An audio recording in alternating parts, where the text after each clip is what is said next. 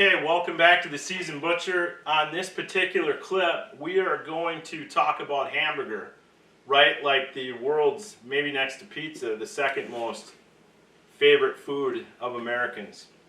So we're going to talk wild game burger. I'm going to give some tips and tricks here. We've actually ran this through the grinder with our 1/2 inch plate, which is a 12.5 millimeter, and then we did a final grind with a 4.5 millimeter finish grind for the finish grind. So the first thing I want to do is talk about what part of the animal do you use for your hamburger. A lot of people, I grew up where my dad was old school. We'd have to scrape the bones and cut the ribs out, and we used every part of that animal. Where today we take, with the way we're doing this today, we're taking pieces of the animal, designating that our burger meat, our burger grind, and then we're using other parts of that animal for what I call our sausage meat, our sausage grind. So if you can, I'm just going to have the guys zoom in here, you can see how lean this final grind is for the hamburger that we're going to use. And we're actually doing a couple videos today to show some different things that you can do for burger.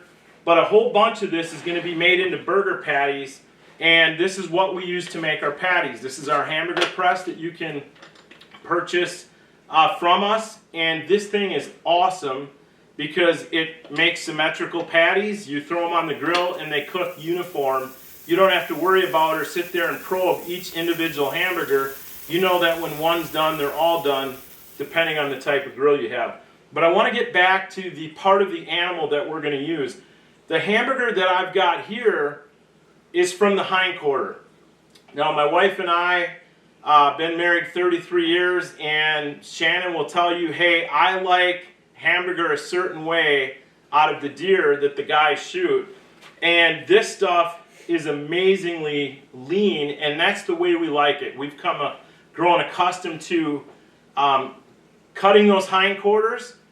What I do, and here's the tip, I want you to hear me, when we package them, we put them in like the football part of the grind. Everybody knows with the football.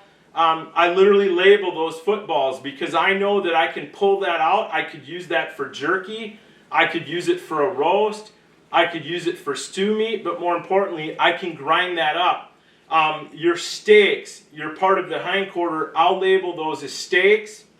I'll label those as roast, stew meat as well, because you don't know how you're going to consume or make that animal throughout the year when you're pulling cuts out of the freezer. I used to just grind and guess how much burger my family would use throughout the year, and then I might run long on hamburger, meaning have too much and risk having it get freezer burnt, or I would run out of, say, steaks and roasts and stew and jerky meat that I can just reach in and grab as needed. So I'm hoping you're tracking with me. So now what we do is we freeze it all individually, and we'll label those steaks, roast, stew, that type of thing. And then I know when I run short on hamburger, I'll get into that freezer and I'll start pulling those cuts out. And like we did today, we ground a bunch of hamburger up here to show all of you what we're doing. And then from there, we'll package it. Okay, so there's a couple different ways we can go here. We can pre-make patties. What we're going to actually do, because this is the way I want it done today, we're going to run it into either a 2-pound freezer bag, a 2-bag, or we're going to put it into a 1-pounder, or we'll slide it in and we'll actually put it into a vacuum seal bag where we take like a spoon or a cup and we'll drop it into that bag, flatten it out, squeeze the air, and then we'll vacuum seal that. And you've seen us do that concept on other videos, and that's actually really handy because then you can just throw those in a bowl with some water and they thaw quite quickly. So you just have to tailor it to your individual needs or the way your family likes to cook their burgers. Now, we're also going to do something else here. And I need you guys, can you get me one of those 1-pound tubes of that beef burger? So these guys are running over. This is reality TV here, everybody.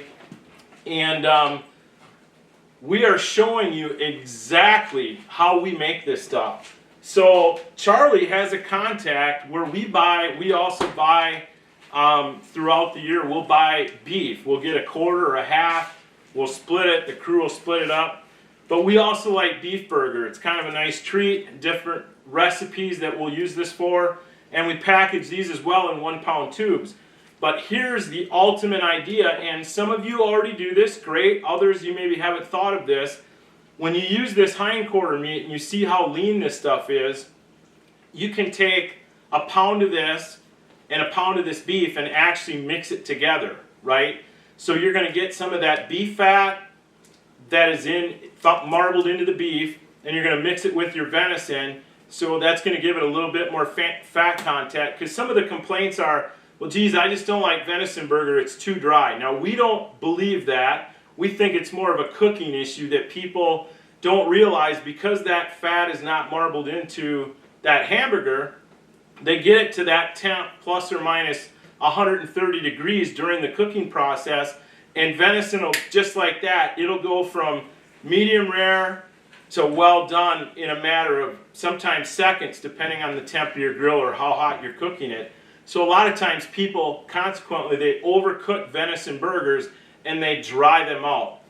Now there's all kinds of use for this venison hamburger, whether it's spaghettis, soups, hot dishes, you know, anything that your family makes that requires or you use hamburger for.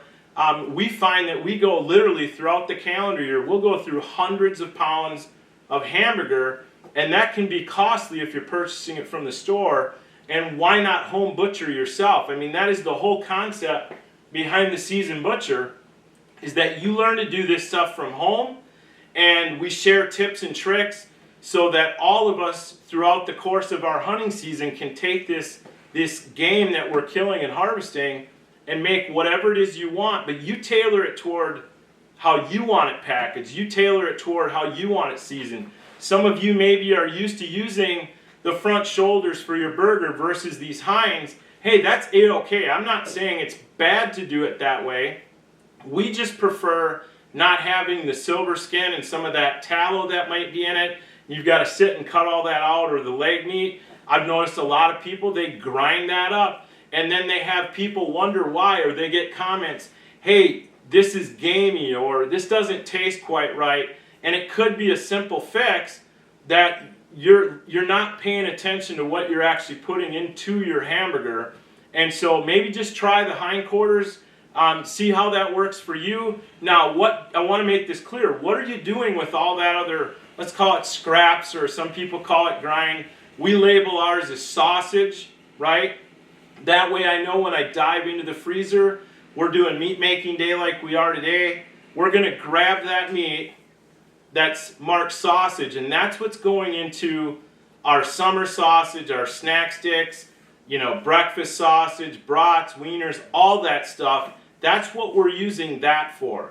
And so some of you, if you haven't been taught this or somebody hasn't shared that concept with you, I think you're going to find that your hamburger quality is going to take a big jump, and your family's going to really like that.